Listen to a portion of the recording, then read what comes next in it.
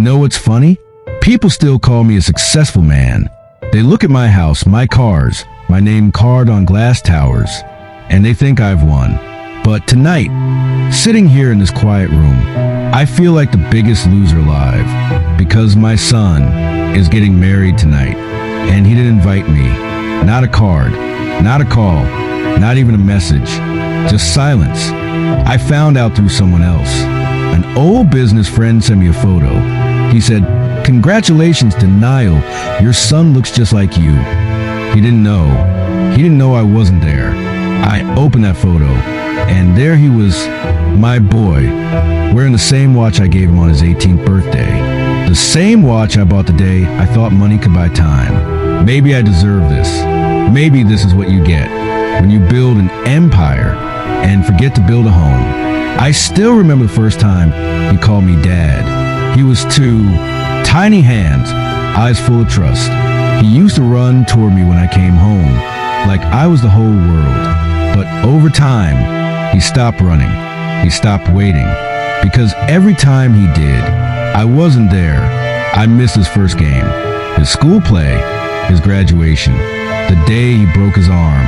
His mother called me from the hospital. I was in Tokyo, closing a deal worth millions. A deal I can't even remember now. But I remember his voice when I called him. Cold, short. He said, "It's fine." That was the day I realized my son had learned something from me. He learned how to pretend. Somewhere along the line, I stopped being Dad.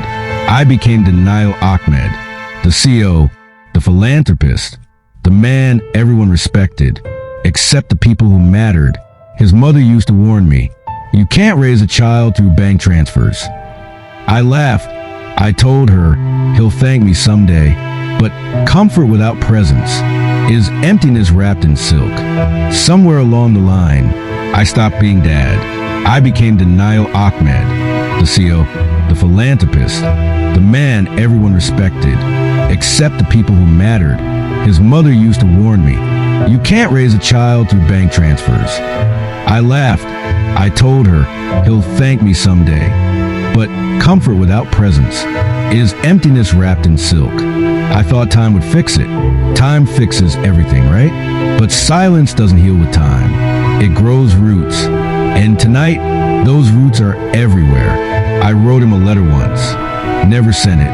It said, "Son, I don't know how to be a good father. I only knew how to survive. Everything I built, every late night, every deal was meant to make your life easier, not colder." But that letter still sits in my drawer, unsent, unread, unforgiven. You know what's strange? The more successful you become, the fewer people tell you the truth. I had people who called me sir, who smiled in meetings, who nodded when I spoke, but none of them ever told me, "Go home. Your son needs you." They only told me, "You're doing great." And I believed them. When I finally retired, I thought I could fix everything. I tried. I called him. He never picked up. I texted him every birthday. Every year, the same message. "Proud of you. Miss you." Never got a reply. The silence became routine. Until tonight, when I realized that silence has a sound. It sounds like rain hitting glass. It sounds like memories that never happened. He's somewhere right now, smiling under golden lights, holding her hand, starting his new chapter. And I'm here with an empty chair and a cup of tea gone cold. Maybe he thought of me for a second. Maybe he didn't. But I did. Every second. I used to think a father's job was to provide. Now I realize it's to be present. Presence is louder than money, stronger than comfort.